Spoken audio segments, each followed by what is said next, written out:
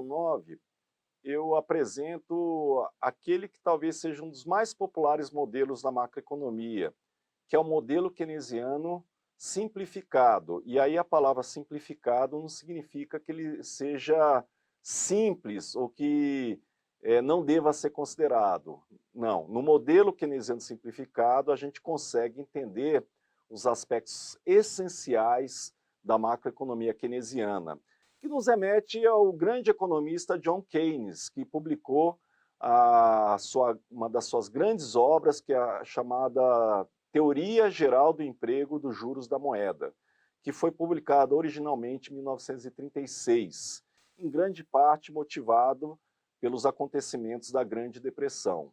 A Grande Depressão foi um momento em que as economias mundiais experimentaram uma forte recessão, e o que é interessante é que, até então, a teoria econômica, que era baseada nos estudos dos economistas clássicos, não tinha um instrumental adequado para entender o problema econômico que se colocava na época. Eis que surge Keynes, e junto com Keynes surge a macroeconomia. Há quem diga que a macroeconomia ela se deve principalmente à publicação da teoria geral. A macroeconomia keynesiana, ela parte de uma identidade que eu falei no capítulo anterior, que é a identidade entre produto e demanda agregada. Existe em várias situações, é possível que a demanda agregada não seja suficiente para que a economia esteja no pleno emprego. Você pode ter insuficiência de demanda, que é a interpretação keynesiana da Grande Depressão.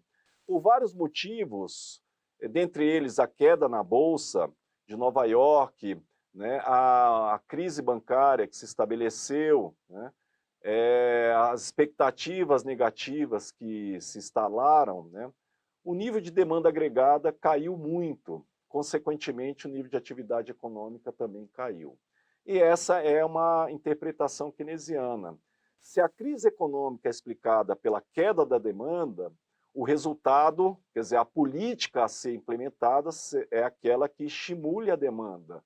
Mas como estimular a demanda? Em época de crise, não se pode obrigar as pessoas a consumirem mais, não se pode obrigar as empresas a adquirirem mais bens de capital, e também não se pode obrigar o resto do mundo a comprar mais bens produzidos internamente.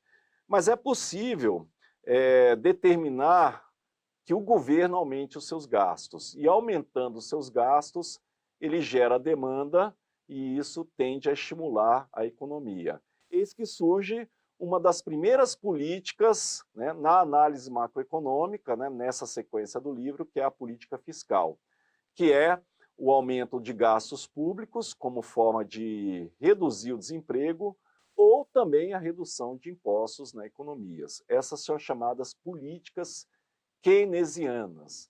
Elas são carregadas de um debate, de controvérsias, né, porque coloca a intervenção do Estado no debate sobre a liberdade de mercado, né, ainda que no contexto macroeconômico, mas o fato é que existe essa possibilidade. Se a economia está em recessão, é importante, pode ser importante que o governo atue nessa situação, estimulando, aumentando seus gastos e, consequentemente, estimulando a economia.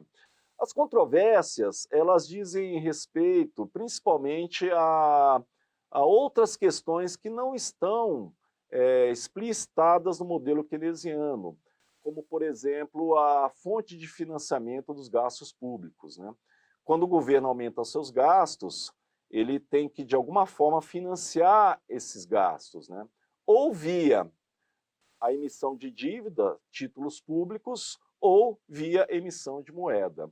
E essas duas possibilidades trazem problemas para a economia, né, no longo prazo. O aumento do nível de endividamento público pode gerar uma crise de endividamento, com consequências muito graves para a economia. E aí eu cito o exemplo da crise na Grécia, que aconteceu há anos atrás e que foi uma crise, em grande parte, de endividamento público. O governo também pode emitir moeda para financiar os seus gastos, mas aí também existe um efeito colateral, que é a inflação, né?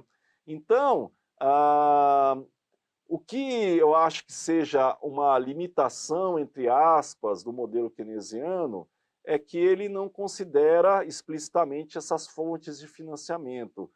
Isso e as implicações, as consequências de uma outra fonte, né?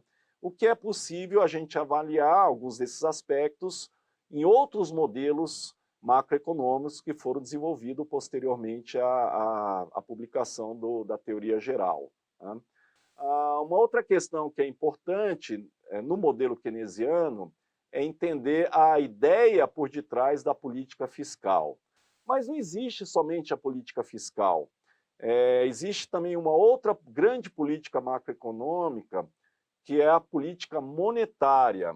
E para a gente entender melhor a política monetária, é necessário a gente considerar alguns conceitos por detrás da moeda. E é o que a gente vai fazer no próximo capítulo.